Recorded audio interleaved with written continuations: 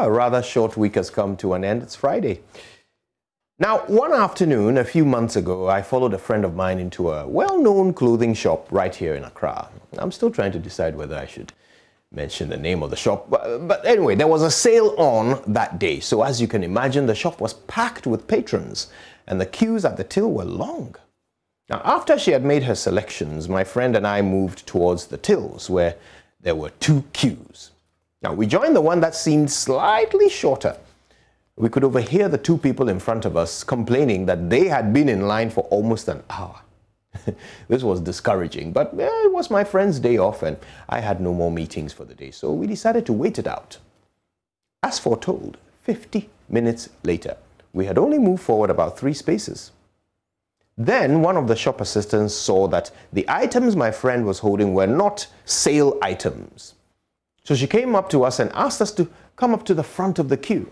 Now, although we had been waiting for almost an hour, it didn't seem right to me that I would be served before all the people ahead of me in the queue who had also been waiting for ages. Besides, why should we be given special treatment just because our items were full price, as if they were not paying for their sale items with money? So we politely declined and stayed where we were. Soon we were just one place away from the counter, but as the person ahead of us finished and the counter became free, another attendant brought a customer who had just joined the queue from the back all the way to the front and took them up to the counter in front of us. So I spoke up and asked the attendant why she was crossing us in the queue with this customer, and guess what she said? She said, "Sir, this customer has non-sale items." Yep, the same thing that we were unwilling to do to other customers was being done to us. So, of course, I started to explain that, well, we also had non-sale items and that we had still patiently waited in the queue for our turn. But before I could say anything, the man serving behind the counter suddenly raised his voice and shouted at me. He said, "This queue is for non-sale items. You shouldn't be here. Why do people like causing problems like this? You are lucky we are even serving you in this queue because you don't belong here." So I tried to show him the stuff we had in our hands, but he just wouldn't give us a moment to speak. He kept complaining about what troublemakers we were and how lucky we were that he was even planning to serve us when we didn't belong in that queue. If we didn't want to stand quietly and follow the rules, we could drop our items and leave. Eventually, I decided that we had been abused enough. So I intervened and told the insolent little man that we also were buying non-sale items.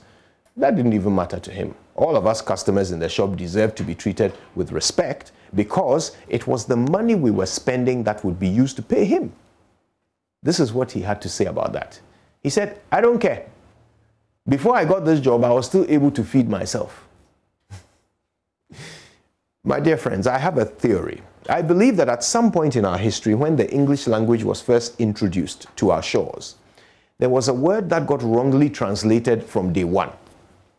And we have all since suffered as a result. That word is service. I think somehow the word service got translated into our local language as servant. People employed to provide service to customers seem to have a certain inferiority complex about the jobs that they are doing. They think their customers consider them to be servants. And so in a bid to prove that they are not, and that it's just a job, they tend to develop the most disgusting attitudes just to show you, the customer, that you are not better than them. In other parts of the world, service means something else. It's a calling. It's a vocation. It's a skill. Like a game of chess, the service provider's aim is to win in the encounter with the customer by meeting the customer's every need and leaving them with absolutely nothing to complain about. And serve you there. A true and professional service provider does everything with the aim of leaving the customer far more satisfied than they have ever been. A true service provider makes a customer want to go home and bring more money to spend with them. As a society, we have a long way to go in understanding the word service. It does not mean servant. It does not debase or demean the provider. It is an art form that requires immense skill and in order to excel at it. And the rules are simple. The customer is king. In the service game, you win by eliminating your client's reasons to complain. And those who play it well will end up ruling empires. The truth is, service provision is not for everyone. Some people just don't have the skill or the temperament for it. And such people should never be allowed within 100 feet of a customer. For those of you that find yourselves in a role where customer contact cannot be avoided, please just remember that you are delivering a service. That does not make you a servant. It makes you an expert. Every time a customer walks away from you dissatisfied, you have failed. Whenever you win a shouting match with a customer, you lose, not them. This is service delivery you are in, my friend. It's not for the unwilling. If you don't have the patience to do it right, get out of the way and let a real artist deal with the paying customers. My name is Kojo Yankson and I'm not a servant. So you can join me and all of my colleagues every morning for the service of your life. Good morning, Ghana.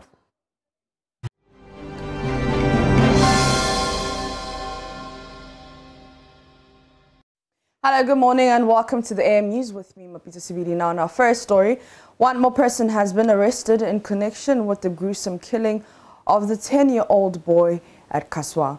The latest arrest brings to 4 the people being held in connection with the crime. Apart from the 2 teenagers accused of the murder, a fetish priestess was arrested by the Central Region Police on Wednesday. The headquarters of the Criminal Investigations Department has meanwhile also taken over investigations. DSP Juliano Bing speaks for the police CID. I can just continue to confirm an arrest that was made yesterday of one Charity Mensah, who is a priestess and a nursing mother, and then of course one other guy with the name Desmond Ni AJ, who is 27 years, for the alleged involvement in the murder of a 10-year-old boy at Kaswa.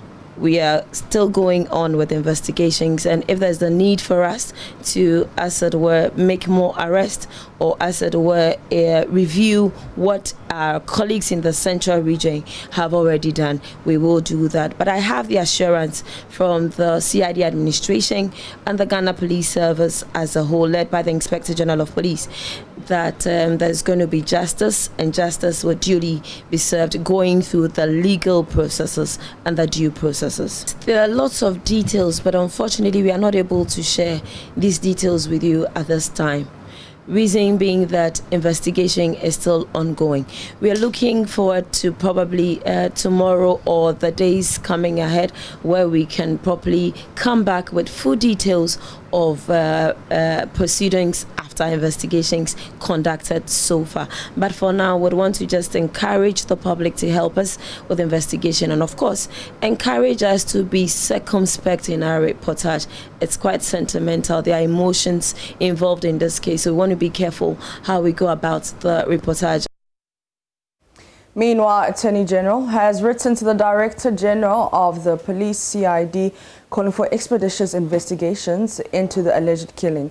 Godfred Yeboah-Dame also wants the police to, as a matter of urgency, determine the actual age of the 2 accused persons and ensure they follow the law on evidence in relation to confession. Suspects Felix Nyako and Nicholas Kiki, believed to be 16 and 18 years respectively, told the police after their arrest says that the spiritualist demanded a human being as well as 5,000 cedis in exchange for riches. In their bid to meet her demand, the duo admitted to the police that they killed Ismail Mensah Abdullah, a family friend of the first accused, Felix. Also, Noah Kiki, the grandfather of the 18-year-old, has disclosed that this will be the second time his grandson has been remanded into police custody. Although some residents in the area claimed Nicholas Kini's first arrest was related to a defilement case, his grandfather refuted the claim, saying it was rather related to theft. The family can be destroyed. Some people, they sat there from their room, so they put their... Noah Kini says his grandson gained admission to a secondary school in the Volta region, but was unable to enroll due to financial constraints.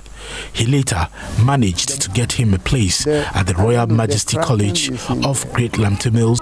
On the day the incident happened, did you see him? Oh yeah, I wake up the morning, his room is in the corner here. So I wake up and I knock the door, they open the door already. So I see a line on the bed and I greet him. What is happening on you? He said the heart was paining. So before the same day,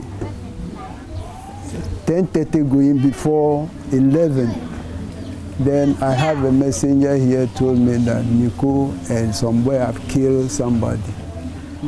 I confused, but I don't have anything to say about that. Many of the residents I interacted with used some uncomplimentary words to describe the behavior of the 18-year-old suspect. They told me he was once arrested on the charge of defilement. A police source confirmed the claim. Noah Kinney denied the allegation but said the only time his grandson was arrested by police was when a man he used to work for accused him of stealing $10,000 4 months ago. Nico, they are working in a large compound, about 5 people. So I don't know reason a large point Nico alone that you go and sweep in hall. So after sweeping in hall, and a large say it's $10,000 have lost in the room. I'm an old person. I don't believe. So he came here and reported the case. We have shrine in the nursing quarters. And then Nico said we should go there because in the area here, if something happens like that, you go to shrine. Noah Kinney told me his grandson was a staunch member of the Hope Generation Church in Kaswa, but stopped at a point. He warned him to stay away from bad friends. First, Nico don't pray with church. He was in the Kalabuli church. I don't know, as a Kojoboshi in church, a Hope Generation. That's the church he was attending. But very soon he could stop, don't go to church again. Because of that, I was quarreling with her that you're supposed to be in the church by this time. So he's a Christian. Because when you are a young boy have come in and you have a too much of friend, everything can happen, like what we are seeing now. Grandfather of the 18-year-old suspect says there is currently a rift between him and the father of the other boy he's accused of committing the act with. He says the 16-year-old suspect stole his father's money and brought it to his son, the 18-year-old suspect, for them to buy a phone. The same boy that Anani, some years ago, Anani stole his father's money, bring to this house, that they should go and buy phone. So that money to become a problem between Nico and me and his father. You see. So I want him to stop that Anani. You see, you can friendship for everybody. When you saw mistake in somebody's life, stop that person. But still. Away from that, electricity consumers in various parts of the country already complaining about erratic power supply are to expect more outages, particularly in the month of May. This, according to the Energy Minister, follows a request from the Millennium Development Authority, which is funding the upgrade of an aspect of the power infrastructure. At a meeting with officials of ECG and Gridco, as well as some CSOs in the sector on Thursday, Dr. Matthew Pokupempe explained the outages are expected to intensify as a result, but insisted the blackouts are not the doomsday caused by lack of generation. There's more in the following reports. Power transmitter, Gridco and distributor ECG took the civil society organizations through the causes of the recent outages and the solutions to the problem. We are working together with MIDA, with ECG and other stakeholders, because in order to complete these projects, the contractors are coming to us and say that for them to interconnect what they've done to the network, we have to give them outage. It is just like an electrician coming to your house. You say, oh, you have a wiring problem, so come and resolve for me. The electrician comes and says, Madam, sir, I want to what? Switch off your mains, because he has to work in what? Safety. These SCADA systems are control centers, remote control centers. So when there is a fault, we can do switching from the control center. We don't have to drive to the substation to carry out switching. And when that is done, it also improves system reliability. The CSOs were not impressed. So to the consumer, we always ask for more efficiency. And the fact is, we don't care about your grammar. We don't care about your figures and your graph and your charts. We want our power. My question is very simple. What is happening? What is going on? Broadly, what is it? Because today you hear we are doing some repairs here. There's a problem there. The outage is going to end in June. It is going to end in November. Now I'm hearing in May some doomsaw or load shedding in May in a specific area. What is happening? Because I'm a consumer. We are worried. You be at home, your light is off. You have a planned meeting. You cannot have the meeting because the light is off in your office. You can't do much. It's not because Pokwasi is not developed. It's not because we are now fixing Kaswa. It's because of systemic issues that has to do with planning and following through plans. The officials provided answers to these concerns. We purchased power from the IPPs, and the amount of payment that we make normally is not enough. So government sometimes bail us out by paying some of the IPPs, and we do a cross-debt analysis and take it from their debt they owe us.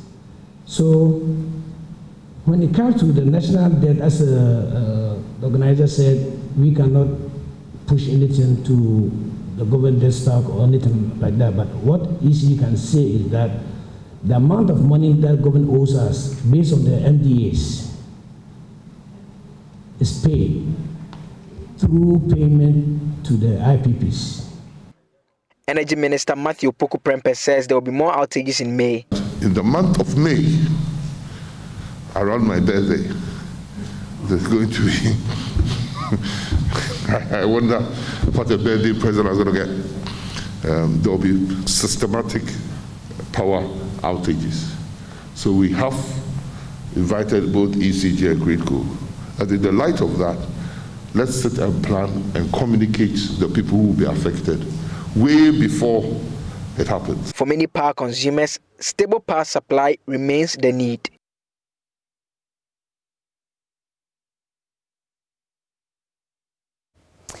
Now, the seats of government, the Jubilee House, Kotoka International Airport, Tema Harbour and other key national assets are in danger of destruction should there be an earthquake in Ghana.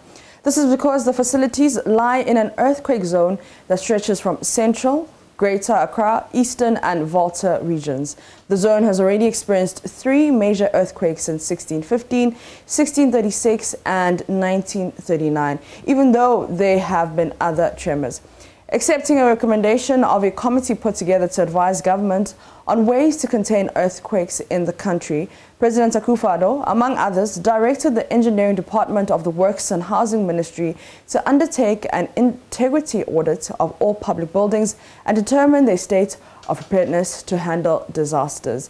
Director General of NATMO, Eric Nana Ajiman Prempeh, talks about the areas likely to be worst hit in the event of an earthquake. Earthquake fault line, the zone gets to Ho, and then it passes through Eastern region, the whole of Greater Accra region, and then it ends at Yenyano in the Central region. So these are the areas, and if you recall, when we experienced the earth tremors, especially the last one, when the magnitude was high, people felt it in so many places, And these are the areas. So it is there. We know it since 1939. And this is the time we have to work and prepare ourselves, because anything can happen. This is a natural disaster. Nobody can determine today or tomorrow, but it can happen any time. It has happened before.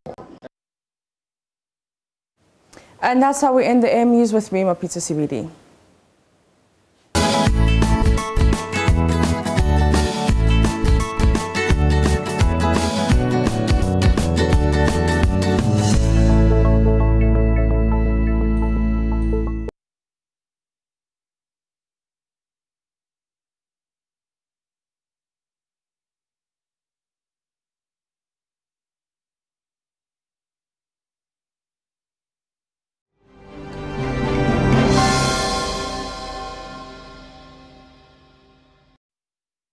Is the AM show. Thanks to Mapito CBD for bringing us the AM News. Benjamin and myself will go through the newspapers for you. We'll check out what the newspapers are reporting. We'll also touch base with myjoyonline.com.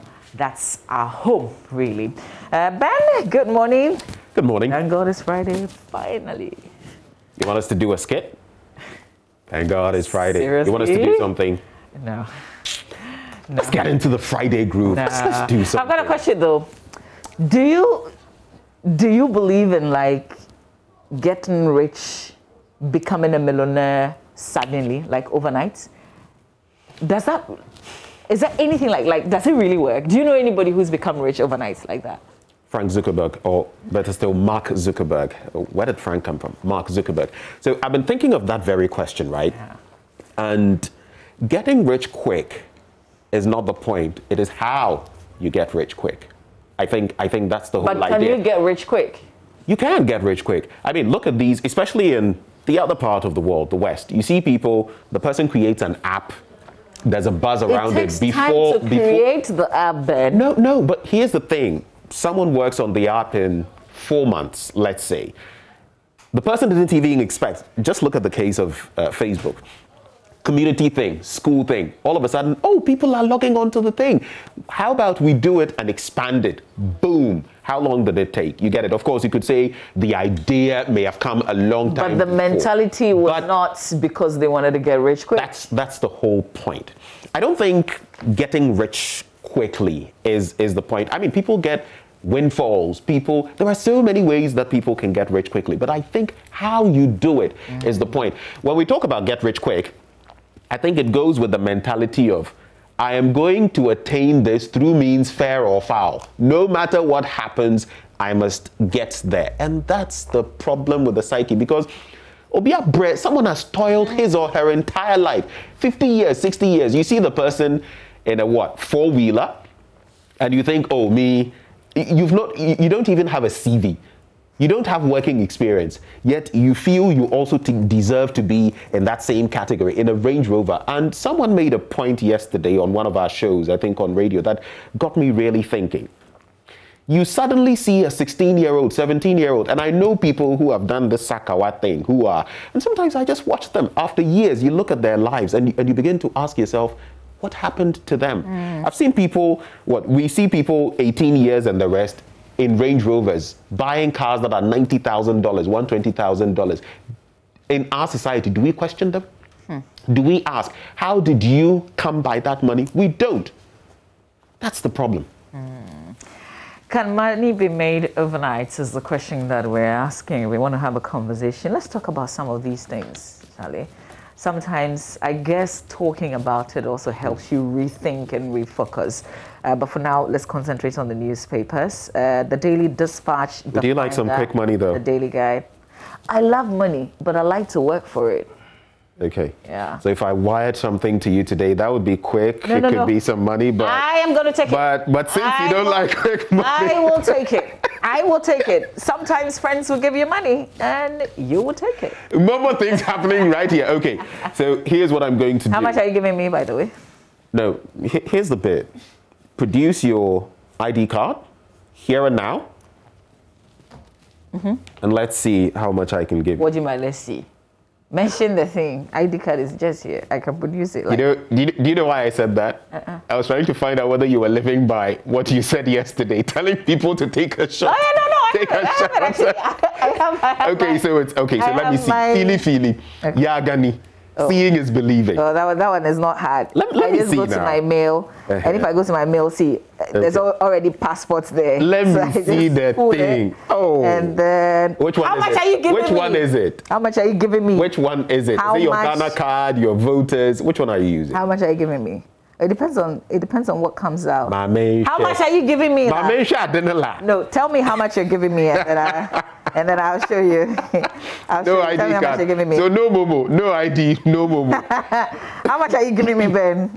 Oh, let me see, and then I'll let you know. It will be a bumper harvest. Okay. I'm pulling. Just start with the newspapers. I'm pulling it out. So you know what? I'm going to start with the Republic Press newspaper, and it says 599,128 Ghanaians vaccinated in all 16 regions. That's according to the Ghana Health Service. Hey, is this how long you would take? Oh, the last time it took a while, but I figured it out. Okay, expect more power outages next month. That's according to the Energy Minister, and that is cold comfort. 20 weird facts about the human body that may leave you scratching your head. Woman wants Ekufuado dead over a Kwapim stool. And I saw some images on social media that I did not like. It talks about a fetish priestess and a fetish priest has allegedly leaked videos of a woman who visited his shrine to kill persons behind the installment of the new Okwape Hene. And these are nude photos, unpleasant. But that's the story there. Little Ishmael laid to rest. That's with regard to the 10-year-old boy whose life was snuffed out. Intelligent young boy from what his family members tell us. But unfortunately, those two have taken his life. And the process, of course, still being worked on, investigations being carried out. The latest being that another one of those involved, this woman, fetish priestess, has been apprehended. Upon Nkrumah charges NMC to act against money doubler spiritualists on TV, but NMC says we can't do anything. Kojo, you're a friend. Let's face the facts. They can't do anything. You're a lawyer. You know what the situation is. So I think it's a bit of a game coming out to, I'm sorry, but coming out to say they should do something. Let's unfetter them. Let's unchain them. Let's give them the opportunity to do something. And then we can tell them to do something if they fail to do it. But as it is now, you know what the law says. You know what cases have been taken to court and all of that. So telling them to do something, what are they going to do? You know, there's nothing. There's always a way out of things. And this week, my interaction with Kenneth Hashibe, he suggested a few ways. One is naming and shaming. The NMC, Giba, can name and shame. We know the platforms where these things happen. That's a way out. Let me tell you for a fact that naming and shaming will work to a very little extent in this country. Haven't we named and shamed when it comes to corruption? Are people not still very corrupt? Only that we've not exposed them, people who walk the corridors of power? Let's look at the people who are named and shamed. You name and shame them. Are they going to get out of business? Are people going to stop listening or watching? Then it has an effect. If your name appears in the newspaper, say a bank puts your name out there and says that you're owing them.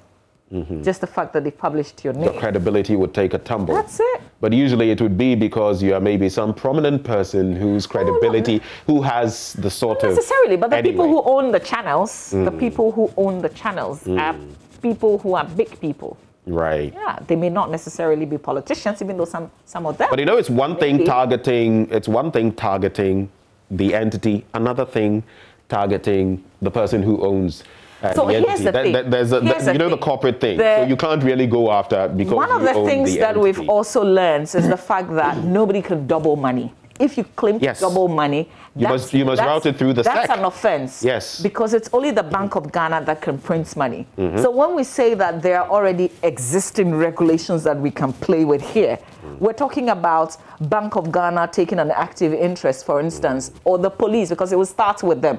If I say that I can double money, Ben, bring your money, I'll double it. I'm confessing. Oh, can you? Can you? Bring it, yeah, I can. I doubt. I'm confessing to something that is illegal. And that's something that they can take action. But the question is, why have, we say all these things and we all get worried, anxious, but people have done this for so long. I know. Money doubling. I started hearing of money doubling. How long has it been? So this is it. Going to a shrine or visiting and doing all this, it used to be something that people do in secret. Right. You won't see now it's in the open. Advertising. People will do it and they don't want anybody to know. But now we're doing it openly. I guess that's the thing. Right. And something else that comes to mind that we ought to address. In fact, even forget about the mainstream media, radio and television. You know where this is really going on now? Social media. And how many malams, and well, I shouldn't call them malams because I hear they are not really properly so-called malams. My ID is here, by the way. Oh, it took too much time. And from our faso. What? From our faso. I was actually looking for 3 of them at the same time. This is how long it would take you. By this time, Mama, you are not serious. Get slow. Small money you go, Jay. Hey! It takes you how many minutes now? How many minutes? You're the only guy who's made me go around, just small money you give me. You're asking me to do this, do this, do this. It was simple. Momo, you come to the Momo joint. Produce your ID card. Oh, man. Is that how you are? Oh. I hear me drop here every way. Hi. How much for your pocket? How much for your pocket? I'll buy you breakfast there. How much for your pocket? We are here. Oje Jemia home. Oje Jemia ube di Alisa. My jojo. Na lunch yako tulip. My jojo. Na enyumre yako he fiesta. Anyway, but I think on a more serious note, we ought to tackle it. I think now we have a communications and digitalization or digitization minister. So we ought to take the social media thing as well seriously. I'm getting requests from all these people all the time. And mind you, look, go even on our platforms, JoyNews, on Facebook. You see that we are streaming relevant, germane content. And in the comment section, you see them dropping some of these things. That is how they get. Look, we can pretend it's not there, but it's happening. Who knows how many people are calling those numbers? And they are being told, do this, do that. So you see, we all have a certain responsibility. If you have a platform like that and you see comments like that, you quickly delete them. Take them off. We all must contribute in our little ways so that we can prevent some genuine person from seeing it and thinking that is a proper means. You know what I mean? Yeah. So we all must, at least with what we have existing. And Mama, just quickly, I heard something that I think I ought to put out there. I hear when they start with you, they tell you first bring a chicken. From a chicken, you graduate to a goat, to a cow, and then it becomes so awinim. But when they say chicken, you think, oh, chicken, yeah. So you take it easy. Yeah. So I beg you, if they are starting like that with you, if you started on that course, end it now. Yeah. Okay. We've taken a bit of time, but I think it's very important that we put these things out there. All right, let me do. You done? I think apart from the Opon Kroma story, I'll just talk about Kenyans protesting over growing debts. That's the last one I would do in this paper. Have you followed that story, Mama? Yeah. Okay, so you've heard of, is it the KOT? And I find that important to raise because listening to the story on the BBC, this is a caucus of people and they are online and they've decided that when government does something that they don't like, they'll go after it. And they're like a caucus. Now, Kenya wants to go for over $2 billion, claiming they're using it to take care of businesses in the country who have been hard hit by COVID-19. And these people are saying, don't give Kenya any more loans. Our debt is already gargantuan. It is too much. We can't handle it. And these politicians keep going for money. And look, the international organizations are paying attention. I think we need something like that here in Ghana. But we did something on a different scale. Drop that chamber. You see, these people, they are there. When you're buying, then they go after you. It's like that. Every issue that comes up, like this, drop that chamber. 70 constituency offices for if they felt, it's not a good idea. Awards House, if they felt it wasn't, they'll go after you. But we must be careful of such groups as well because yes, groups like that, will somehow have interests. No, they will have interests, but hopefully the national interest would be paramount. Let's quickly go through the Daily Dispatch newspaper. Accidents have killed 777 persons in 3 months, and COVID has killed 752 in 1 year. Why is this being highlighted? We know the attention and the focus that we've given to COVID, which is appropriately so, but we need the same kind of attention to be given to accidents, because they are killing. This is in 3 months alone. We've got our latest documentary that will air on Monday. We'll have plenty of conversations on the back of that. In fact, even before we air that documentary, we've been sharing some stories. Yesterday, there was the chilling accounts of how so many, the Dompoase driver accident. I mean, it was one that, like, we all talked about. It was so heartbreaking. It was so tragic. And to see the driver is now serving his term in prison, and he's 5 asking years for our forgiveness. I mean, it's not the punishment. The whole idea when you go to prison is for you to reform. So the fact that he's reflecting, asking for forgiveness in the manner that he is, I am happy that he's learned his lesson. The thing, though, is that the lives that are gone, we can't bring them back. Like an apology. We can't. Like kneeling and saying sorry. But you also look at him and you see a man who's broken. Yeah. He said it haunts him, basically, from the story he narrates. It haunts him. And I think, you see, when life is lost, you can't bring it back. But at least when there's some remorse, it goes in a way to offer some relief to the people, at least to know that the person who did it, he says, I wholly deserve what I am getting. I wholly deserve it. Do you know what broke me about the story?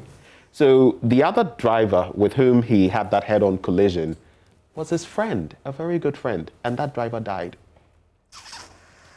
So you see, you may not even live to serve your sentence and have the opportunity to be remorseful. You may not. And you would claim lives that, we're talking about the lives, so 70, 100, 150. But imagine the dependence that will be left behind. God knows how somebody's life is suddenly miserable because the person who was spending for him or her is gone through your carelessness. So as we highlight on this issue and, you know, advocating that it will be put on the same scale as COVID-19, we hope that we will all be careful and learn the lessons of other people. That's the gentleman that we've been talking about. He's been punished. He's taken the punishment. Thankfully, he is reflecting. That's him kneeling down and asking for our forgiveness. And we hope that this will bring some sort of relief to the families.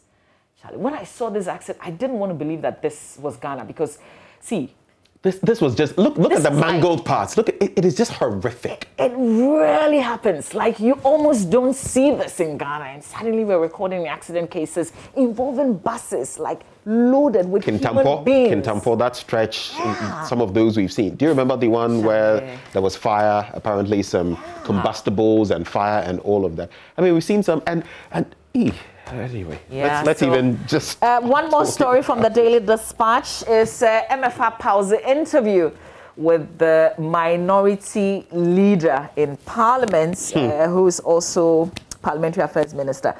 But he says that he's received unprintable insults over his non-account comments. But here's what he says, though. This is his opinion. Yeah. If you and it counts, it's valid. View, you can state it, but don't insult me. That's essentially what he says. He's not moving away from those comments.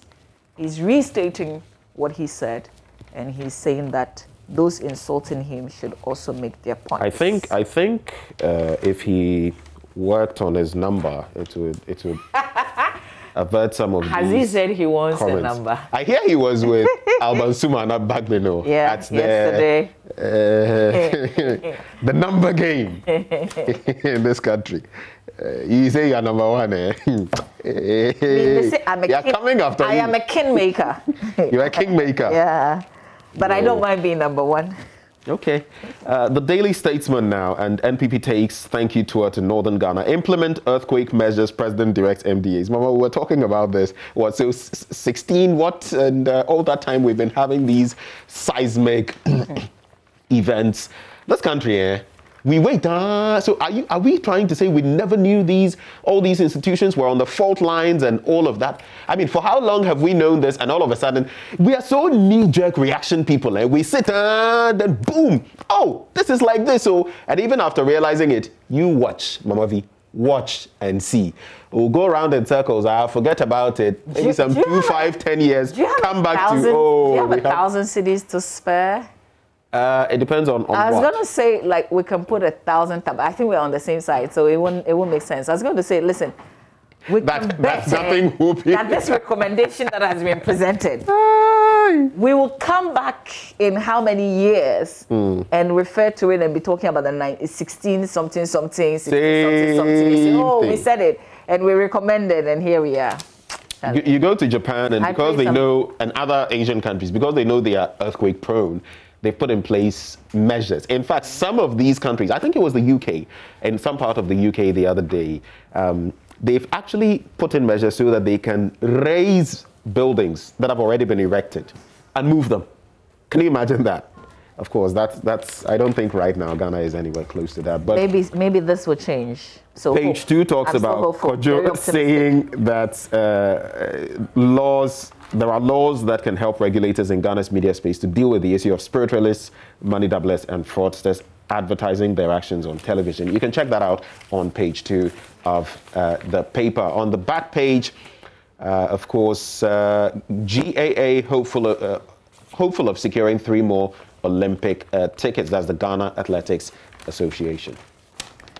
Okay, let's do the final newspaper in about 30 seconds. There's a story that I want to just a little bit.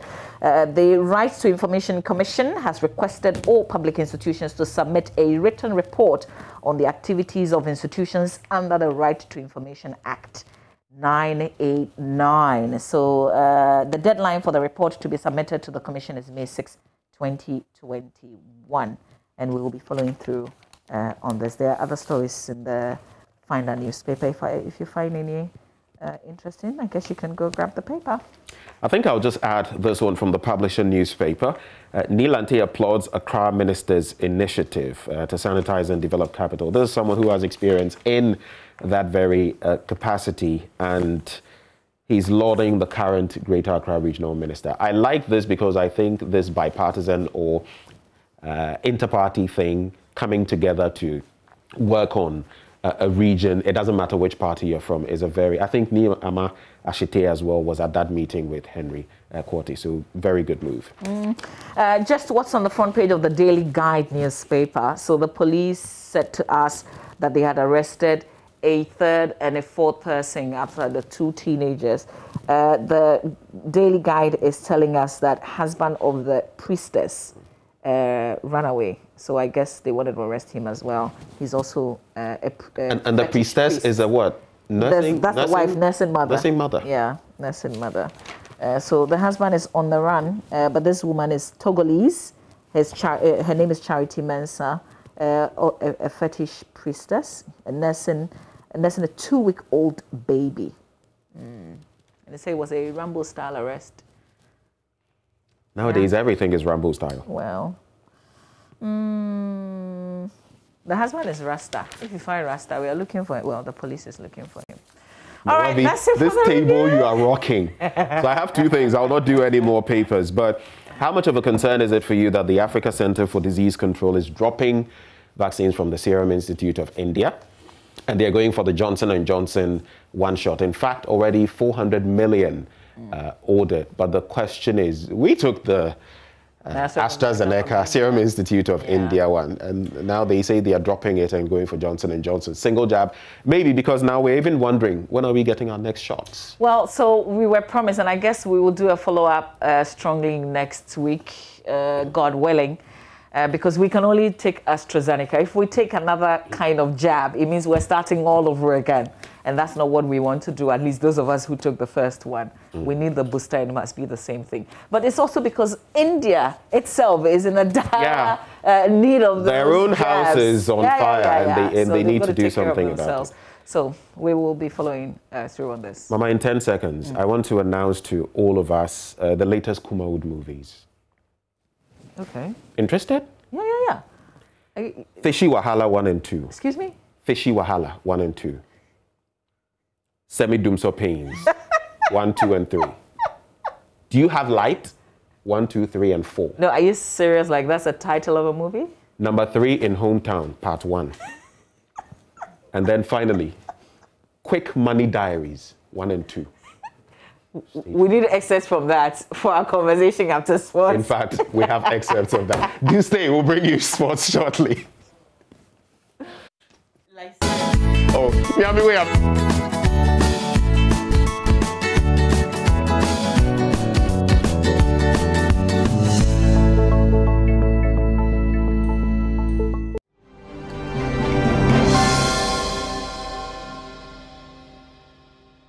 Let's do something on boxing. And United Nations Association of Ghana Commission for Women and Children Affairs has named former IBF lightweight champion Richard Comey to have him serve as Goodwill Ambassador of the Commission.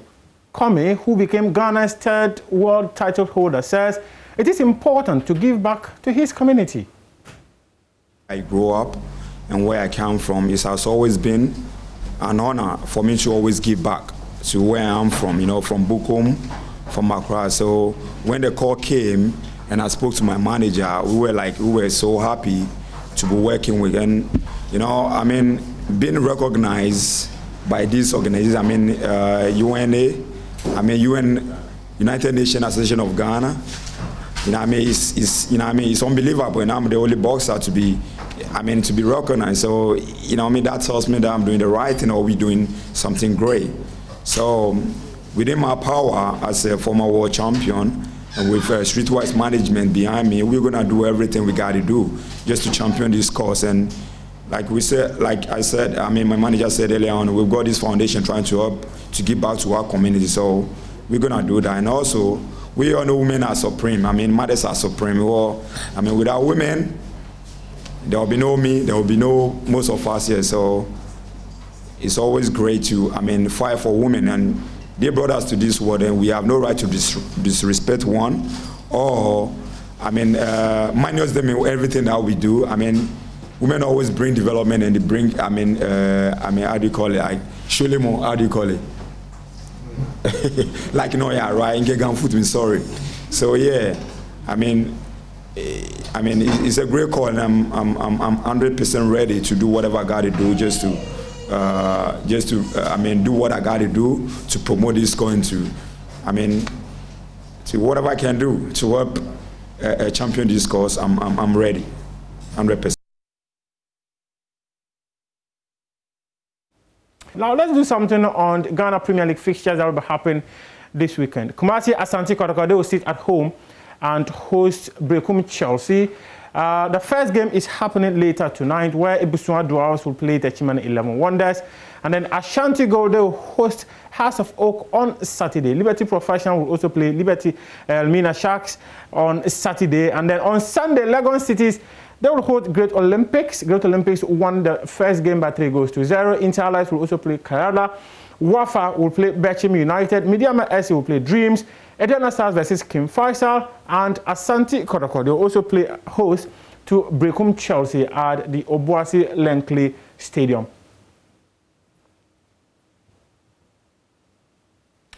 That's all time will permit us here for Sports on the AM show. We have big stories to share with you effective next week, Monday, because it's a story that has been under the sleeves since March 11, a story of state interest. Yesterday, we had mentioned that we're going to bring you stories of what transpired between the meeting between the Minister of Youth and Sports and the GFA.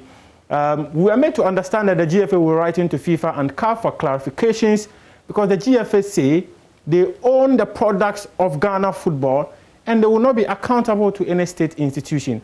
Manage your institutions, let's manage our football. Thanks very much for your company. The AM show continues.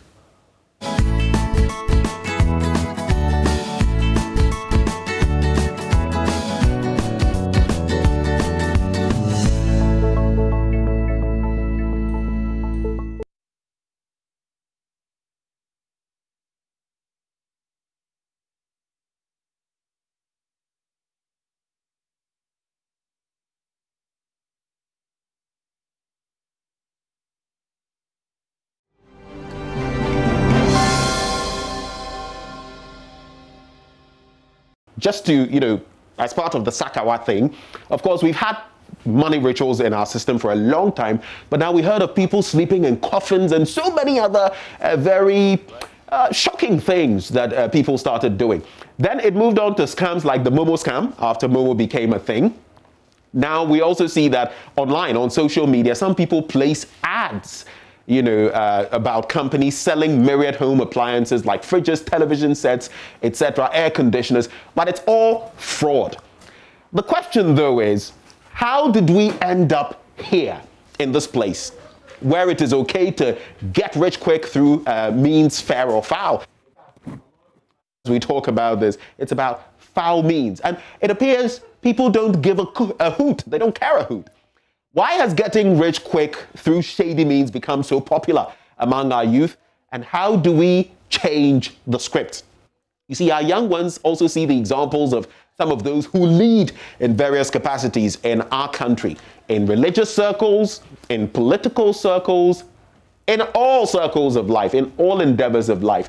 As we set these examples, what do we think the youth are learning from? And that's why we're having this conversation this morning. In fact, it's all about you. We want to hear from you. We want to interact with you, because solving the problem will not come from any ivory tower or, you know, just those in leadership. It also involves all of us. Some of you have been sharing your thoughts on social media. We'll be getting to those shortly, but do get interactive with us.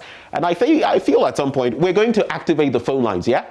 0302-211-691 extension 2. Just note it down. 0302-211-691 extension 2. And the hashtag AM Show on social media. Now, Mamafi is going to be taking us through some of those thoughts that you've been sharing on social media. So, you know, the quick money syndrome, huh? Can you suddenly become rich is the question that we put on Facebook.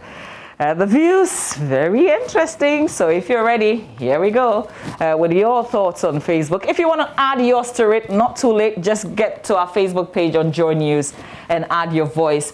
So here's Moses Ohiming, and Moses says, you can. Sometimes it depends on the opportunity that comes your way. Know that people are teaching in schools here and earning an average of 1,500 cedis, but others are teaching, even in Africa, and earning about 30,000 cedis a month with free accommodation. Okay.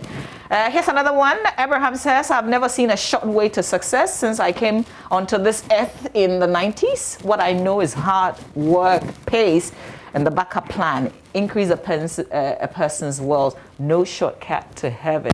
Just like manifest on Obrafo, more like them saying right now. This one says people making money overnight and living comfortably. What do you expect? Some people have worked for over 20 years, yet they're still renting people's single rooms, not because they misuse their money, but it's MP. Micah says, yes, you can double or even quadruple your money if you're in government. Oh no. Okay, we can't take some of the. It has to be clean if you want us to have a conversation, unless you can prove what you're saying. Otherwise, I'm afraid we can't take your comments. So let's move on to Ellie. Eliel says, the day you are elected as a politician, instantly, and we will make time and talk about this politics, because it's interesting the kind of association that people have with, you know, money and politics. This person says, are politicians not becoming millionaires overnight without anyone caring about where they're getting their money from?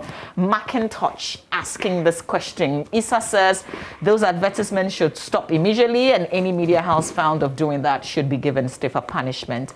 So that's on the bigger conversation, but we've narrowed it down. So this, we want to have a conversation that we can all relate to. Mawenyaga says, you need only the sacrifice of people's vote to be a billionaire overnight in Ghana. Is that really true? Another one says, this is Ganaji, says, yes, if you become a politician in Africa, and there are a lot of people liking his comments and loving it, which means they are in support of what he has just said. This Lord says, let me take this, okay. You're making fun. Okay, go ahead. This one says, John Ni Abe says, no, we're not allowing any malams, and Ben said it's not malams. That's a wrong use. These are frauds. Yeah, exactly. Anani David says, apart from winning a lottery and robbery, nothing else can make you an instant millionaire. Apia Kubi Collins says it's only hard work. And so John says, not at all to the fact that you can be an instant millionaire. This one says, yes, but the sources of these monies are usually illegal ways and means. Abdul Aziz says, I don't think so.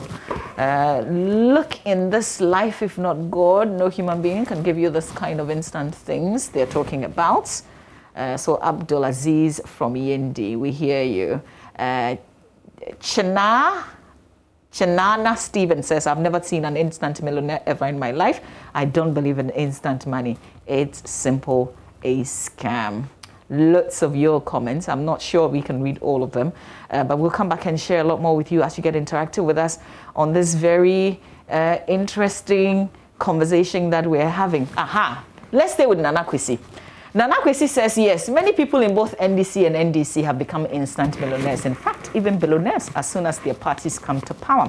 There are plenty of them on the streets. And Ben, I wanted us to stay with the politics a bit because a lot of people seem to think that once you get into politics, you become, you get a lot of money. You become a millionaire.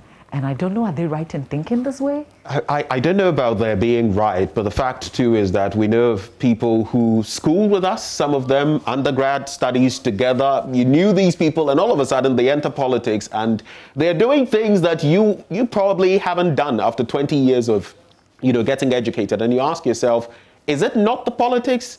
What happened in between? They are building mansions, they are buying, supercars and all of that. Mama, I don't know, but I think there's no smoke without fire. That should tell the story, basically. Okay, so here's what we're going to do. You can continue sending your messages on Facebook. We're going to allow you to join us on a Zoom conversation. Also, as we open the phone lines on 030221169102, so we'll put the Zoom ID and the password on the screen shortly. If you're interested in joining this conversation, of course, please feel free. We want to talk freely about this subject. And who knows, maybe this conversation will just change somebody's mind and think about saving little, and making a lot more money later on.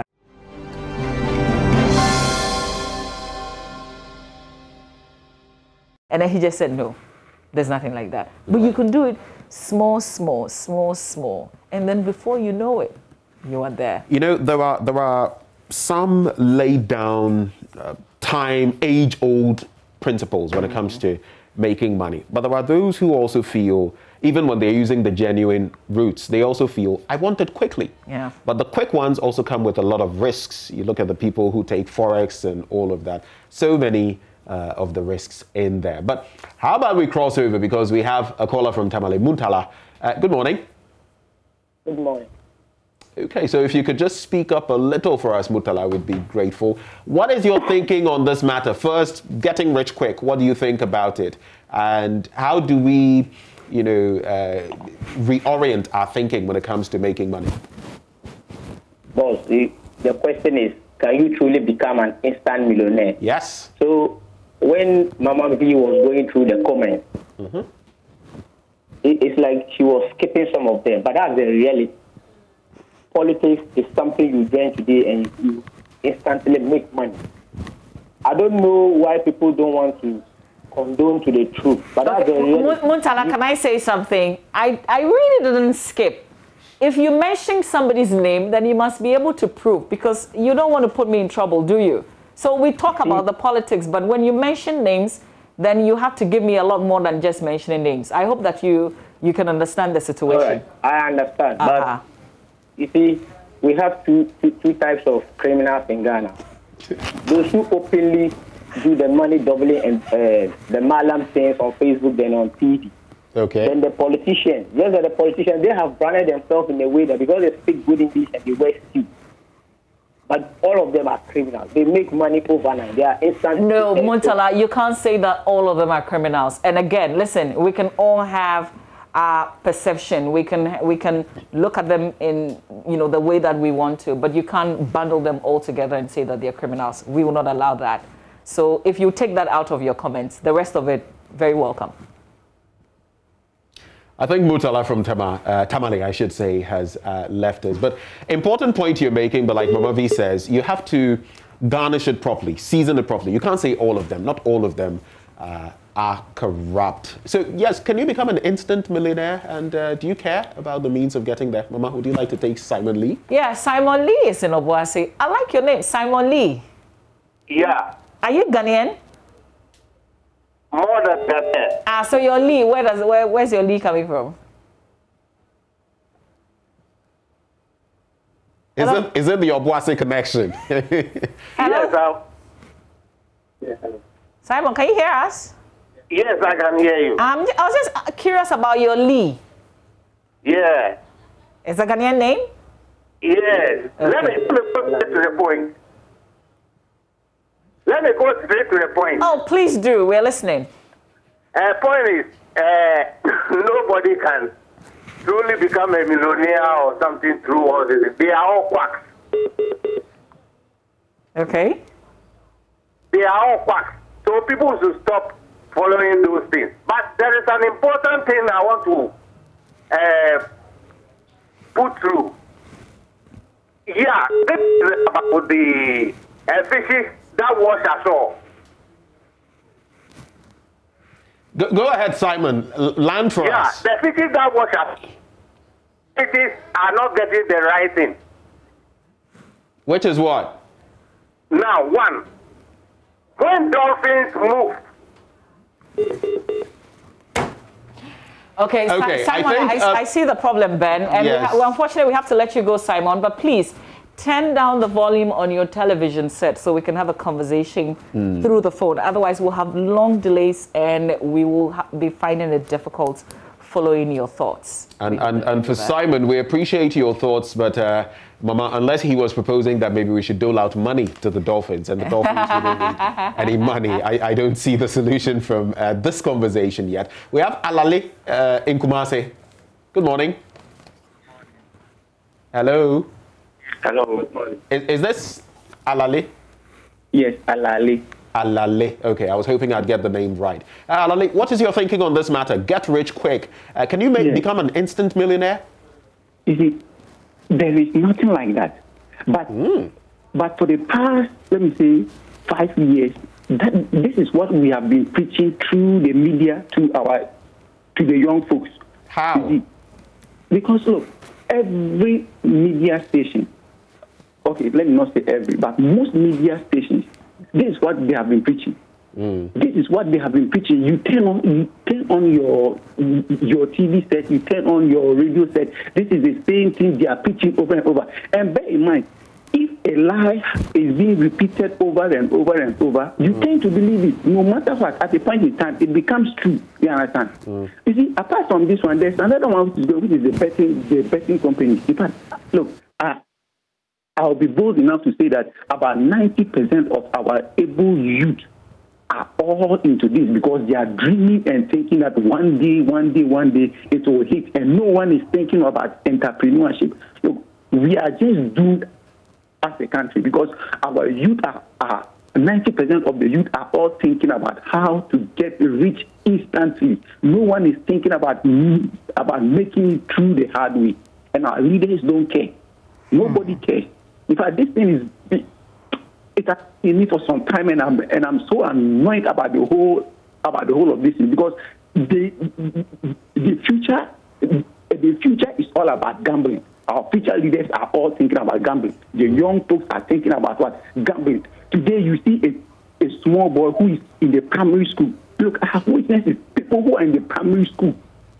I love football and I like watching football, but you see people who are in the primary school and they are all serious thinking about how to place a bet, how to do this because they want to win huge amount of money just to buy a car, buy this or like buy this. And no one seems to care. No one seems to care. Solid, important points you're making right there, Alali in Kumasi. And Mavia, if I may just chip in this bit. There's this joke about a child who was asked by his father, what do you want to be when you grow up? And he said, I want to be a politician.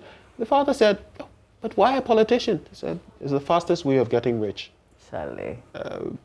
Go to the universities. People want to be student leaders, not because they genuinely believe in the cause. It's the fastest way to becoming a politician someday and making lots of money. Let's go to Pram. Ni Paddy. Okay, I was going to say Mama B. Yes, Ni. Mama B and Benjamin, please, good morning. Good morning. You're good? Yeah, I'm very, very good. Nice. And I'm so interested in trying to enlighten Ghanaians about getting money quick. It's not a good thing. Ghanaian youth should try and read about Warren Buffett, how they make money. You have to be patient. Ghanaian youth don't want to be patient and don't want to read. Most of them don't like to do research on how people get rich. Mama, this is my only contribution I have. They should read, they should try and have patience in life, and they will make money. Mama, thank you very much. Thank you very much, Ni, and your only contribution is very important. So we thank you for adding your voice to this. Ben, we'll go to Takwa. Nyamiche is from Takwa. Nyamiche, good morning. Can you hear me, Nyamiche? Hello. Hello. Nice. Great to hear from you, Nyamiche. First of all, okay, Nyamiche, just speak up a little. We're struggling to hear you. First of all, hello. Yes, we can hear you now. I'm calling from Takwa, the Western region. Okay. Please go ahead, Nyamiche. Okay. You see, my dear brother, the reason is that you can't be what you call become an instant millionaire. Okay. And why do you think that? See, what I'm saying is that you see, our government is not doing anything about it, and this is due to what lack of what job opportunity that our youth are not what even entitled to what do any work. Wow, I see where you're going with that. So the lack of jobs in the system is also you feel pushing people to engage in crime just to get something. It's always the youth a lot. Well, Nyamiche in Takwa, unfortunately, the line is not so stable, but I think, Mama V, his point is fully made. Yeah. If there's a saying that the devil finds work for idle hands. If they had something, maybe they wouldn't end up in these, engaging in these activities. Let's go to Takwa and Martin. Did I say Takwa? We go to Cape Coast, rather. Martin is in Cape Coast. Martin, good morning. Morning, Mama V. Yes, Martin. Thank you so much for joining us. Are there some ways and means that you want to share clean? What do you think people can do small? Well, the topic that you have, being an instant millionaire, well, I don't think it can happen. It doesn't happen. But then, as some people have been saying it, those who have fought earlier, they've been saying it. They mentioned a few, and that has been the thing that has been showing on TV. So many adverts on beds, kitchens, showing luxury cars all over. And in the universities, you see that when the students, they want to become student politicians, the main reason for going into it is the money, because they want to become instant millionaires. I don't want to mention the university and the name, but one president, SRC president, just brought up a budget that you say is so outrageous. He has just increased the prices, and where is the money going to? Obviously, you know that it's going to the pocket. After their office, they'll be buying cars, and they'll be doing lots of projects. Why? Because they know that they'll become instant millionaires when they venture into politics. So there are so many things to consider here. Okay, all right. Well, we appreciate the angle and how you also analyze this situation. Thank you, Martin. Right. Let's go to the Upper West region now. We have Abdul Fakim. Abdul, good morning. Yes, good morning. Thank you for joining the conversation. And what is your thinking on this question that we've posed? Can you become an instant millionaire? What do you think? There is nothing like instant millionaire. It's like you just saying that, can a small baby become an adult? It's never done. That is never done. And I think there is a very bad picture painted out there by some of our leaders that when you do A, B, C, D, you can become instant millionaire. And this has resulted in the youth not actually thinking about in entrepreneurship and all that. If you read most of these millionaires and then billionaires, their families built something some 50 years, 100 years ago, and they built on it. And their children built on it.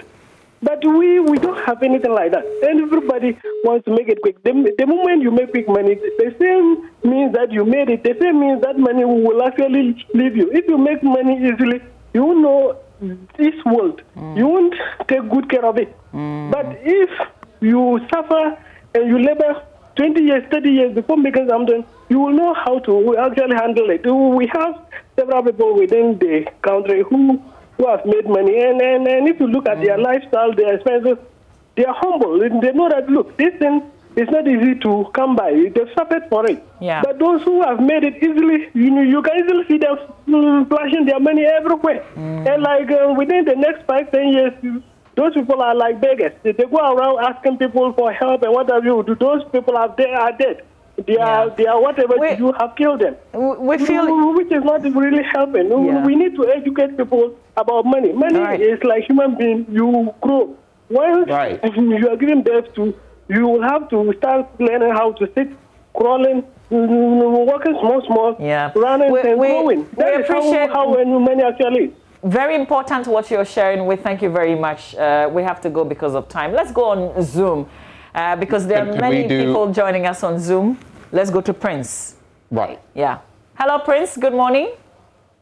Kindly unmute and speak to us. Okay. Good morning. Yes. Good morning, Prince. So what do you think?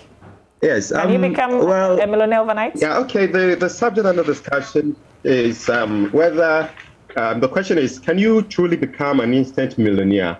I think it depends on the context, but primarily for me, I think it's no. Because no matter how rich someone becomes overnight, the person must have worked for a very long time to build up wealth. And that would be, start from creation of ideas, and you start looking for resources you put together to make sure that whatever dream you have becomes a reality. And it usually takes a very long time. So sometimes people become rich and you think it's overnight. I hear people arguing that politicians become rich overnight. I tell you, you can't imagine what politicians, those so-called politicians go through before someone becomes a politician, what it must have invested when he or she started working. So it's not that easy. And for me, no. And so probably someone says maybe this question should go to Mark Zuckerberg.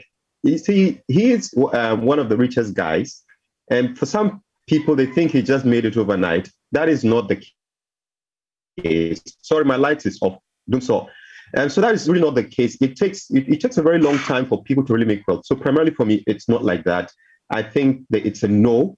You can't just become a millionaire overnight. And probably it could be, the other context is that if you probably ask our politicians, a number of people, some people can tell you yes. Because if you look at our settings here in Ghana, for instance, you look at the television, there are a lot of adverts, and with the adverts, you see that they give us the impression that you can become a millionaire overnight. And I think the politicians watch this too, and they seem to agree with the fact that you can become a millionaire overnight because they are not stopping people from making these adverts. Elsewhere, these such adverts will not even last for over 24 hours. All the radio stations and TV stations that engage in such adverts would just be banned. But in Ghana, it's normal. Because it's normal, it means that government supports it. And that means that government believes that any person can become rich overnight. And so for me, I don't think that is the way. So in summary, I'm just saying no. It is not possible to become rich overnight. Even if you inherit wealth from someone, that person must have worked for a very long time. And before you are entrusted with such wealth, you need to do a lot of work to be Okay. able to inherit that wealth. All right. Thank you very much, Prince. And the doomsday effect, yeah? So it left us all in darkness. We couldn't see you so well. It's back now. Just a quick addition to what you just said. When the example of Mark Zuckerberg was cited, it was just to say that, yes, for some people, sometimes it may not be instant, but it's a bit short, the road to wealth. But for others, for most people, it's a pretty long road. Are we going to take any others from Zoom? I see, is that Makafui? Is it Makafui I see? Michael. Okay, so let's do Michael. Mike, if you can unmute, we'd like to hear from you. Yeah, all right. But just make it a bit brief. Okay, so the question, can you truly become an instant millionaire? Well, no. But to some extent, yes. In the sense that for you to actually gain or acquire wealth, you need to do a lot of investment, and then you need to dedicate yourself and then actually work hard to earn it. But then we are in a time that everything can be acquired quickly. So now we have advertisement. You can earn a degree actually in 6 months. You can do this in a very short period of time. You can get this in a very short period of time. So I think that in a way has kind of affected the way, especially the youth, we think. And something must be done about it. Because I believe that if you really want to gain something, for example, you want to increase the amount of money you have, you really have to maybe invest it into something and then earn more. The second thing is also, I think that the checks systems is really bad. Because as a youth, let's say you have 10,000 in your account, or let's say 6,000. If your earnings, you have just little amount of money in your account. And all of a sudden, you have about 900,000, 800,000, and no one questions you. No one queries you. You can just walk into the bank and cash out and then go away. There are a lot of fraudulent activities that is actually going on. People are doing a lot of fraud stuff and earning a lot of money. And this money comes directly into their accounts and they're cashing out and nobody is questioning them. I mean, when you actually find out something like that, and then even there are questions, they would pay and then bill themselves out. So I think it's one has to do with systems, the checks, they are not enough. And then two, I mean, the general perception, I think something needs to be done.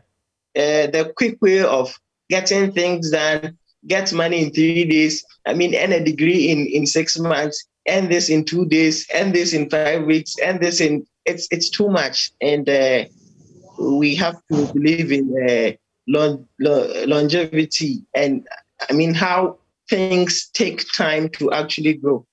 That's my contribution. Thank you. Let's move on now to Ajay. Ajay, if you can hear us, just unmute and let's hear from you. Ajay? Well, the question is, can you truly become an instant billionaire? I think the answer is a big no. But can you become a billionaire? The answer is yes. It all boils down to hard work, dedication. And I know when you listen to our pastors, I pray for you, you get money in your accounts. And this doesn't make life, it makes life unreal. Because in real life, you cannot say, I'm praying for you, and money will drop into your accounts. And I'm praying for you. It is not done that way. So let's teach the next generation hard work and patience to wait. That you need to work hard if you want to make money. Nobody's going to put money in your pocket. Nobody's going to put money in your account. Money you've not worked for. Something you've not worked for. You will not get it. Okay. Thank you, Ajay, for making it. Don't let us deceive ourselves that making money is an easy venture. Right. It's not easy unless you make calculated effort to put in your best. Okay. Other than that, you cannot make it. I've been telling myself, if making it easy was to be that easier, every man on the street will be a billionaire by now. It's not done that way. Thank you, Ajay. Let's go to Stanley. Stanley now. Stanley, if you can hear me, and all of these people are connecting via Zoom. You can also connect with us right here on the AM show. Stanley, please unmute. What is your thinking? Instant millionaire. Is it good possible? Morning. Good morning. Good morning. Yes. My view is a no to make $1 million overnight. Is a big no. But in my opinion, I think the excessive importation of foreign culture has also had influence on how we perceive things. These things were with us long ago, way back, but it wasn't too open. The youth wasn't so minded about these things. But because we've been exposed to other cultures from the other side of the world, it has influenced the way we think as a people. It has influenced the way we see the world now, especially with the youth.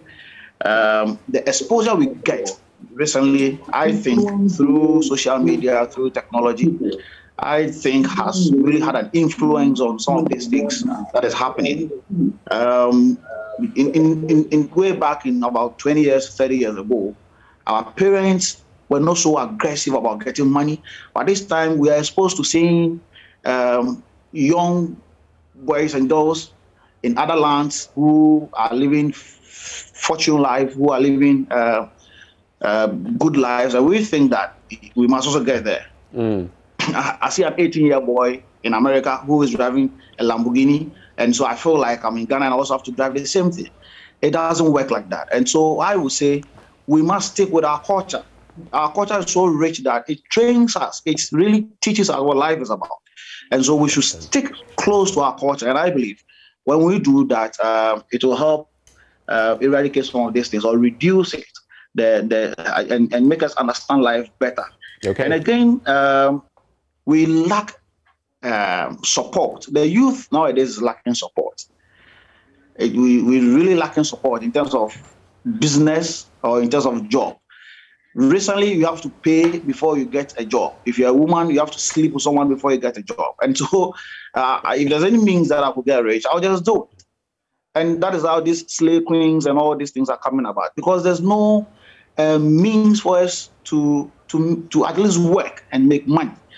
If I have a businessman, I have to seek for finance. It's very difficult. And so the system should be softened a little for us, and so that the youth will have the interest of working. Other than that, we'll still be seeing these things, because if I'm a graduate and I have a very good business plan, but I don't have money and I'm not getting any help from anywhere, what do you expect me to do? I'll just go for this ritual stuff because I must leave. I might be married.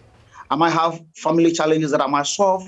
And so I believe that the system also must be softened for us. And one thing, or the last thing I would want the social media and this your job, this journalism stuff, to do is to hold more lectures, interviews, documentary on how we could champion peer influence. Okay, how we could champion peer influence. I believe that if Mama V is a journalist today and she is making a 1 cedi a month, and the same Mama V, she has a colleague who is into politics and is making 5,000 cedis a month, it sends an influence on her. If you're not really strong, you might be moved to think that, politics, there's money in there, and so I have to get there, I have to do 1 or 2 stuff to get money. And so this is my opinion, and I would wish that anyone listening to me will make Stanley, thank you very much for sharing your opinion. Let's quickly pick DeGraft. Unfortunately, we don't have enough time, but we'll pick DeGraft and then go over the phone lines and pick just 2 more calls and wrap up. So DeGraft, if you can hear me, you can just connect with us. Let us hear from you. Okay, so thank you very much. All what I would like to say is you can never make money, or you can never become a billionaire instantly. What you have to do is to work very hard and then get something for your pockets, and then try to to learn how well you can manage this money. I'm sorry, all what I would like to say is those that they've been coming to the television station for an advertisement, I think you have to let them, it's like the malams and the juju men, cut them off, please, because what we've been seeing on the television always is very, very bad. And that is what is causing the little children to go to them or to do something which is not good to get money. All right. You see, thank you. Unfortunately, time will not allow us to continue. But I just want to. I saw a lady joining the conversation. Oh, it is Evans.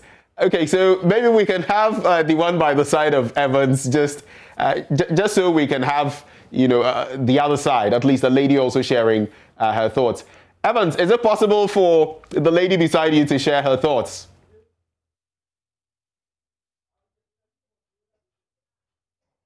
Okay, so we've lost that one. Let's wrap up with the phone lines. Charles, do we have Charles from Takwa? Charles, hello, yes, good morning. Please, yes, please. Can you hear me? I can hear you loud and clear. Just make it brief for us. What is your thinking on this subject? Yes, recently the issue of getting rich is becoming a pandemic, and I think it's the duty of all stakeholders to handle that issue. It's not an issue that should be handled from one aspect of society. It's not a television thing. It is not. It is all encompassing. Our churches, our mosques, our traditional rulers, the schools. The issue of getting rich quick has. We as business owners, sometimes you have somebody who is supposed to learn, and once they begin to get one or two things, then they think they should be their own bosses. It's very serious. And the road to success is like a series of steps. If you jump one step and you move to the other step, you might slide back 100 times. Okay. So I think this issue of getting rich quick, there is nothing like that. Of course, you have instances where people, by chance, there are limited stories like that. But on a general note, you don't have that. And you see, the youth of today, I think it should be part of curricula in schools. Okay. Because it's serious. All right. I believe it's going to get worse. We pray not. But thank you very much, Charles from Takwa. That is all time will allow us to do on the subject. But the conversation continues. It's our reality. How do we resolve the problem? Engage us on social media and let's speak to our leaders as well.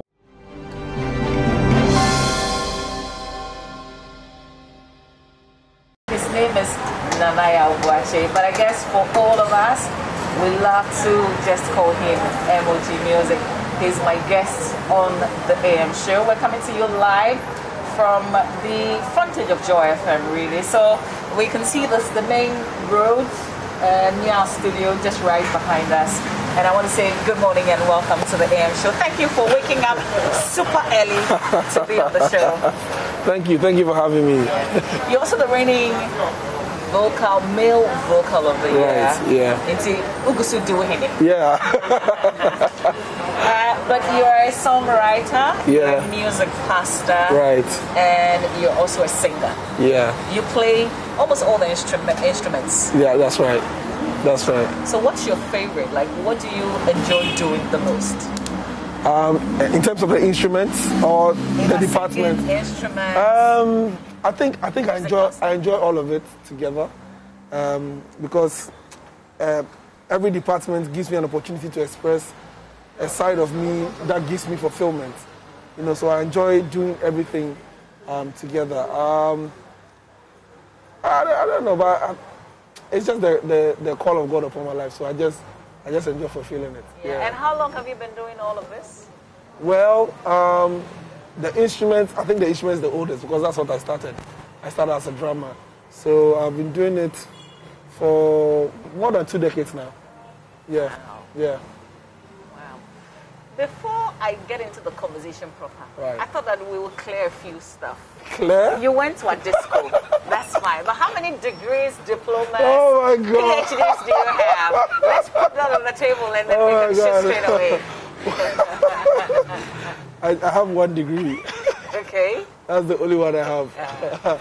Yeah, I have a degree in computer science. Basically, that's it. Yeah. How much does education mean to this business that you're into? It means a lot because you need to understand the business side of it. There are contracts you have to read and all that.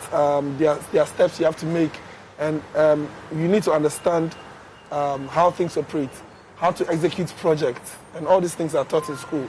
You know, assignments, group works, and all that. So even though my education is my secondary job, I'm applying what I learned in school in my primary job. That's the music, you know. So it helps. I listened to you confessing that you almost gave up before your hit song Be Lifted, and you wanted to go back to corporate. Yeah. Like, what was it that was? And this was just what, days before? A day before the release. Yeah. What was happening there? I mean, I think I was worn out. I was depressed, you know, because I financed the project, you know, I mean, most of the project myself with monies that I got from people. Some I had to travel outside the country to go and work to get the money, you know. So I was very depressed and I was worn out. And I was like, I mean, I can be working in a company where they pay me good money and I don't have to stress like this. So I just wanted to just give it up and go back. You know, I had a team of people that encouraged me, and the rest is history. You do music in church. Right. You actually teach music. That's right. Yeah. So I was just thinking, what could get a person like you? I mean, even if you're not hitting corporates, you're performing in church. Yeah. I mean, yes, of course. I mean, you're performing in church, but there's a limit to what the church can offer you on the table in terms of finance. You know, and when you have a family, you have to take care of their financial demands. You know, you need to put something on the table, you know, that can support the family. So as much as you're fulfilling your gift and your talent and your purpose in a way should be also, in a way, support you in a way that you can put food on the table and then, I mean, do things right. So are you financially fulfilled now? God is still blessing me.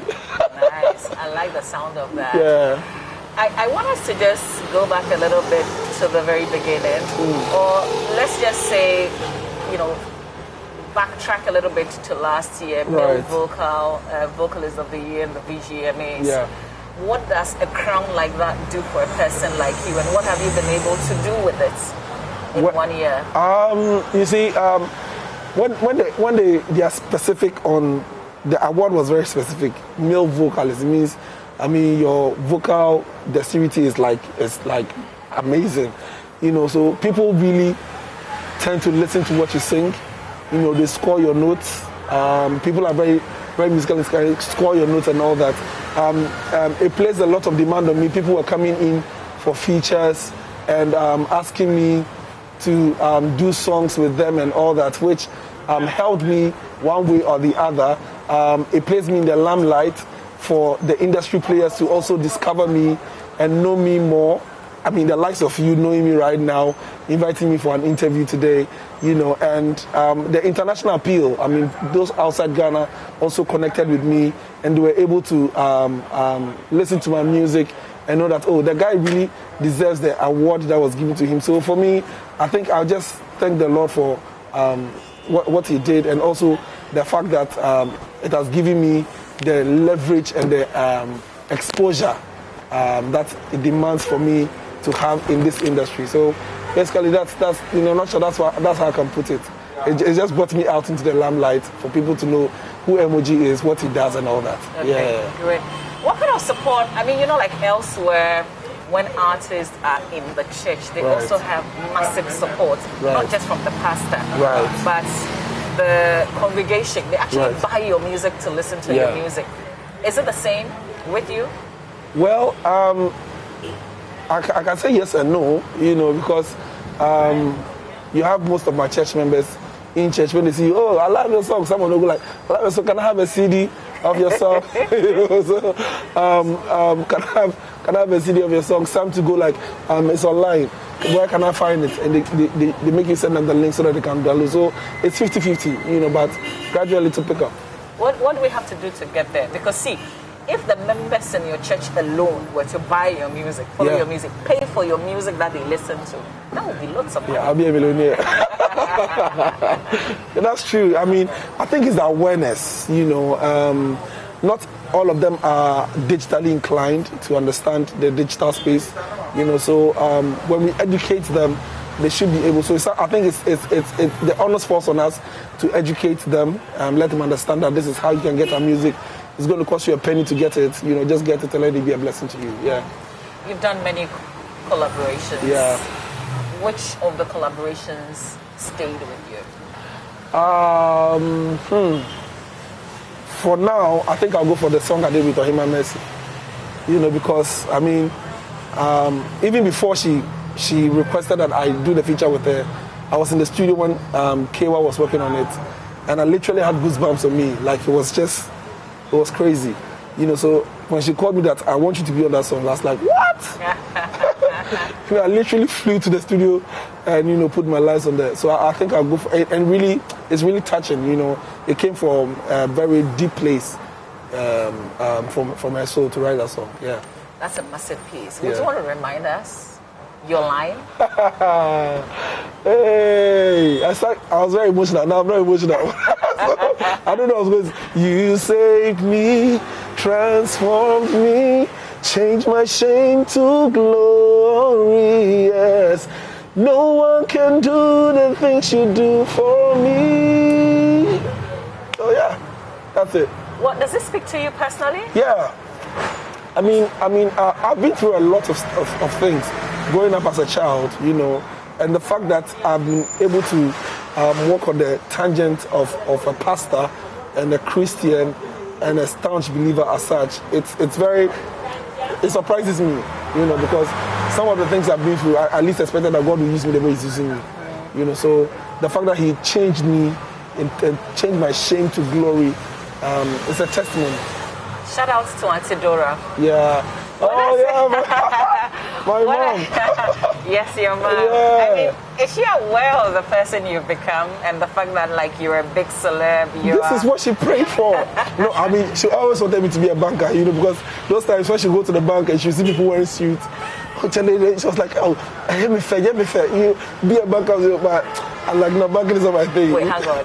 Auntie Dora, your mom, wanted you to become a banker, not because of the cash. No, because of the suit.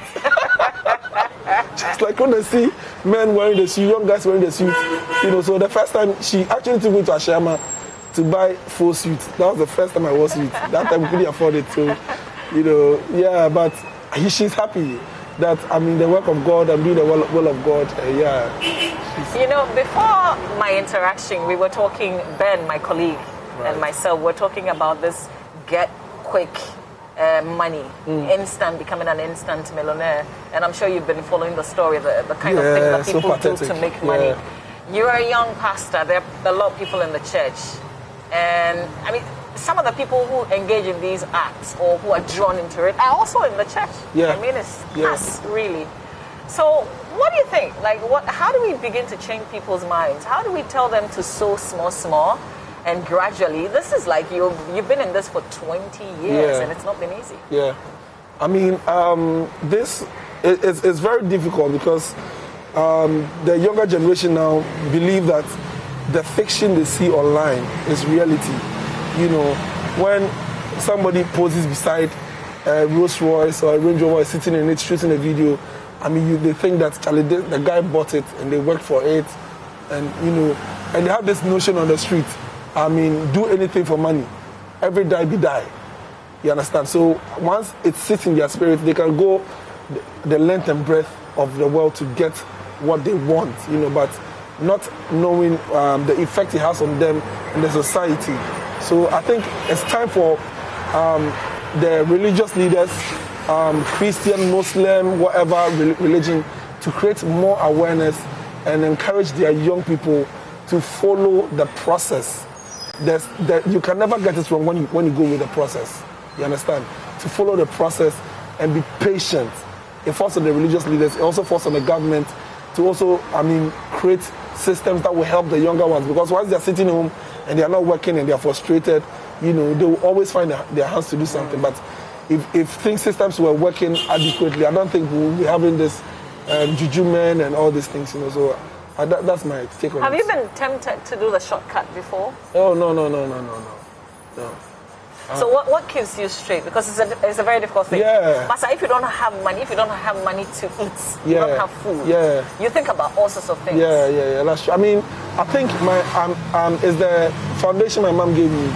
Never envy somebody's success. Be content with what you have. Work hard for your own results. So basically, these are the things that she was always pumping into her head. So it's part of me, you know. So that's what I work with. Music is a very difficult place, the industry. Right. I mean, you have like how many albums? You say 5. Yeah. And your first album didn't get you to this point. No. Your second album didn't get you to this point. It was a 10. Just take us through the kind of challenges that you've had. I can take the whole day. You know, but I mean, the challenges were Ghana has a music industry which is great and awesome, but it's very difficult for you to understand the industry space as a young man, so that you can lay your path in terms of your growth. Even sometimes to get industry folks to help you becomes a tough thing, because you don't have the financial means to support yourself individually. I mean, music is an investment, you know, and if you don't have the money to do it, if you don't have the support to do it, your songs are literally like a dream. It doesn't become a reality, you know. So some of the tough things I had to go through is growing to understand the industry space, how it operates, the marketing space, how it operates, creating modules for my music, the production stage, understanding that promoting a song is another module altogether that I have to, you know, follow. And also, it was not easy, but once you stick with the process and you learn, make the mistakes and correct yourself, you realize that over time you pick up and you become good. What was it with the third album that made you break through? I think I gave it my all. Yeah, I mean, I was like, I told my wife that, listen, this is a deal that if I do it and it doesn't work, that's it, I'm done. You know, and I told God, I was playing with him. I said, God, I am giving it my all this time. Everything, every fiber within me. And it was so bad that I literally had to travel outside the country to go and work, get money to come back. Actually, I took a loan from my dad to buy the ticket, to go and work, you know, and get money to come back to Ghana. Have you paid him back? I paid him. Immediately I landed from the airport, I said, I brought here my money. You know, so before I got home, he took his money. Yeah. You know, so I mean, I gave it my all and it paid off. Can I confess, and I'm sorry that I had that thought, I actually thought Be Lifted was not a Ghanaian song. Oh my days, you're not the only person. You're not the only person. And I'm sorry that I ever thought that way. Oh my God. Yeah. I mean, I forgive every Ghanaian who thought that way, you know. People thought I was Nigerian, some actually thought I was Black American, you know, so I'm the Ghanaian, Nanaya Wachiado. Hey, Asemo. I was asking my colleagues this morning, emoji, because it's not like the short form of your name. Yeah. So where did it come from? So I actually wanted something that would make me stand out in the music industry space. So I didn't want to go with the regular thing. Because your team, your guys is in tune, you know, blah blah. So I want to stand out. Everybody knows me, Nane Abuache, but I want something different. So I actually wanted to go with Nyami Nipa. Okay. And I spoke to Kwesi Otin about it. He was like, what's the meaning of Nyami Nipa? When you travel abroad and the white man is trying to, ladies and gentlemen, help me welcome Nyami Nipa. I mean, it won't work. So he was like, no, go for man of God. You know, emoji is better. Like, yeah! You know, so quickly, that's around 2012, thereabouts. We did a photo shoot and then wrote an article, brought it out that Nane Abuache is not emoji. People were skeptical because, I mean, they knew me for Nane Abuache, you know, but the name went dormant for a while before, by God's grace, we picked up again and then. So has it worked? Yes, it has. I mean, it has. I mean, you have kids on the streets who see, emoji, you know, you travel outside, you're buying McDonald's, somebody, are you emoji? I'm like, you know, so I was thinking if I was using Nana Abachi, how they would have. But if you're using Nana Abachi, that way somebody took your passport, they will know that, oh, this is the big celeb from Ghana. They'll see the picture. You look like different people. This morning, as you came here, and I've got to say this, my security man thought you were black eye. So have people mistaken you as some other person? So sometimes I have my way with it. You know sometimes you're in a space where you're not properly dressed and you have to go outside to go and buy something, and somebody says, "Oh my God, are you emoji?" I said, "No. Sir. No, I'm not. I'm not. People say I look like him, but I'm not. Oh, are you sure?" I said, "I'm not, madam." See, they will look at me. Sometimes it gives you the and they believe you. Yeah, they believe me. Maybe they're watching this, they'll see that. Let's talk about your virtual concert. Right. I think you've been one of the brave ones to still go ahead with a concert within this difficult period of COVID-19. How was it? New wine. It was amazing. It was great. We did it for the love of the people, and to keep New Wine Concert relevant in the hearts of people. So, the results was amazing. The testimonies, and it was amazing. We had over 2,000 plus people on YouTube alone. Streaming it live on the day, and it was. So you didn't have audience there? No, we didn't have audience. It was just us, myself and my team, in the studio, and then we started it, and it just went. Surprisingly, we trended #1 on Twitter whilst we're having the concert. It shows how much people were being impacted by administration. Yeah. But things like that are not cheap. Yeah. So how do you fund such projects? We by myself. Yeah. Is it a permanent band that you have? Yeah. That's my team I work with. Okay. Yeah. So what's up? You're still a music pastor. Yeah. And you're still male vocalist of the year. What are you hoping this year? So this year, I think I got Gospel Artist of the Year, Male Vocalist of the Year again, Gospel Song of the Year, and there's a song I did with Raskuku that also got a nomination. So I'm believing God that I'll pick all 4. Nice. Yeah, and that's what I'm believing God for. I was listening to Fache. Right. Is it Fache? Pastor Joe Vision's song. So that's like a cover you did? Yeah, cover, yeah. Okay. Why did you do that? Well, the song ministered to me when I was a child, growing up. So I'd always wanted to do it. But you changed it all. I had to listen from the beginning till I think maybe the chorus or something before I realized that. It was one of the remix, yeah. Okay. So he listened to it. He was like, "I love it. It's nice. God bless you, young man." So it was just amazing. You talk about Neokai. Is it Neokai who held you? You talk about Oting. Yeah. You talk about your own pastor. Right. Reverend Sam Kwanshankra. People who help. And then you also talk about Kewa. Yeah. How important, these are key people, but I'm not sure they just opened their arms like you fell into their hands. Yeah. How did you get them to recognize you? Service. I serve Neokai. I didn't say I served. I serve Neokai. You still serve? Yeah. When he calls me, I answer anytime. I serve. When you say you serve, explain it to us. I'm there when they need me. In terms of their ministry, I'm always there to give help, support, to make things easy for them. In the early ages, I was literally Neokai's boy. Everywhere I go with him, I'll go and wash his car and all that.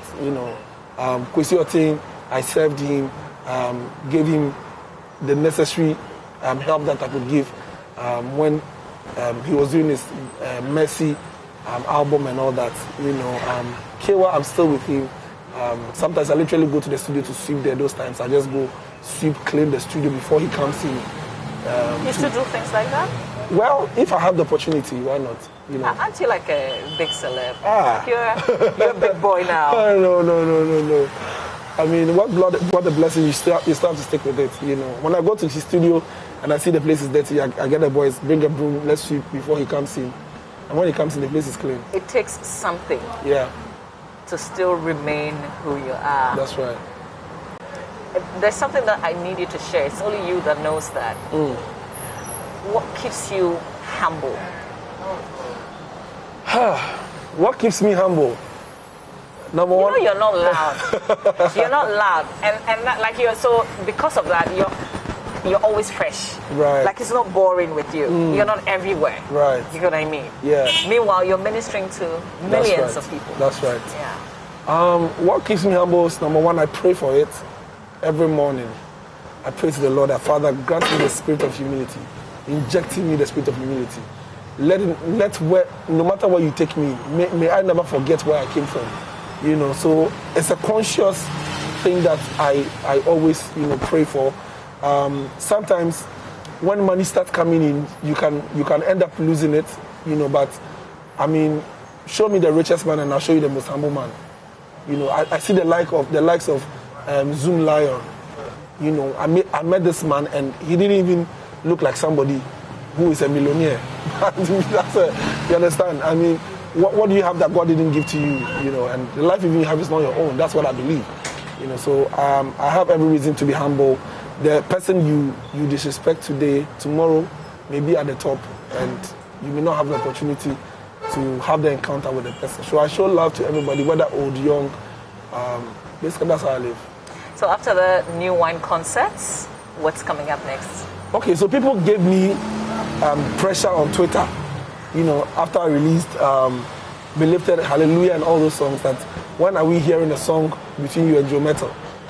So initially we didn't want to pay attention to it because, I mean, obviously, they even created an impression that we're... There's some competition going on there. So that we'll be sitting, together and we'll just open Twitter, we'll be laughing at them, reading it. So this year we're like, Charlie, let's just do it. So I have a song coming up with Joe Metal. Yeah? Is it you featuring him? Yeah, me featuring him. Okay. He has an album coming up which I'm also featured on. So we featured each other, And I also have a song coming up with Mama Cynthia of Daughters of Glory Jesus fame. Okay. Yeah, and getting to the end of the year, I'm looking at bringing up an urban EP, to be a blessing to the body of Christ. Yeah. So that's what we have up our sleeves. Okay. You know what? I mean, we've had this conversation. It's not like you've sung. You haven't done anything. Just some little I have sung. Of your Human Mercy collabo. I have sung. So as we go into the weekend, and I'm not saying you should sing, I'm just saying you should wrap up for me. Just wrap up. Okay. You are the one. You have the voice. Me, I don't have your voice. I can only say, thank you for watching. Bye for now. But you can wrap up differently. Okay, so I should wrap up. Yes, sir. Okay. All right, so here we go. Are you ready? Yes, sir. Ladies and gentlemen, my name is... No, that line is reserved for me. Thank you for watching the AM show. No way. I'm here with Mama V. No way. We're not going. What's your favorite? What's the favorite of your own music? It will be difficult. Yeah? Because I love all my songs. When I was coming to I was listening to my album. The Experience album. Okay, so what's that song on it that you just listened to before you got down? The last one was the Local Praise, the one I got down. That's what kind of song? Just what?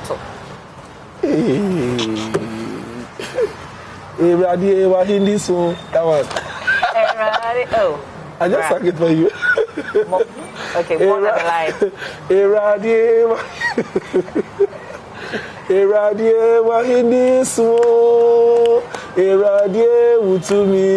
Dennis, come and give us backup. Yes, we one on the Musa. Yes, we. But you did it. Thank you so much for being on the show. You've been a blessing. Amen. I love you. I love your music. I love you too. And my church members are watching. So please, promise that you come to Trinity Congregation. No problem. Invite me, I'll be there. Do you know where it is? No. When you invite me, I'll come. Yeah? Yeah. Thank you so much. Thank you. Thank you for having me. Well, that's MOG Music. Nanaya Boachi.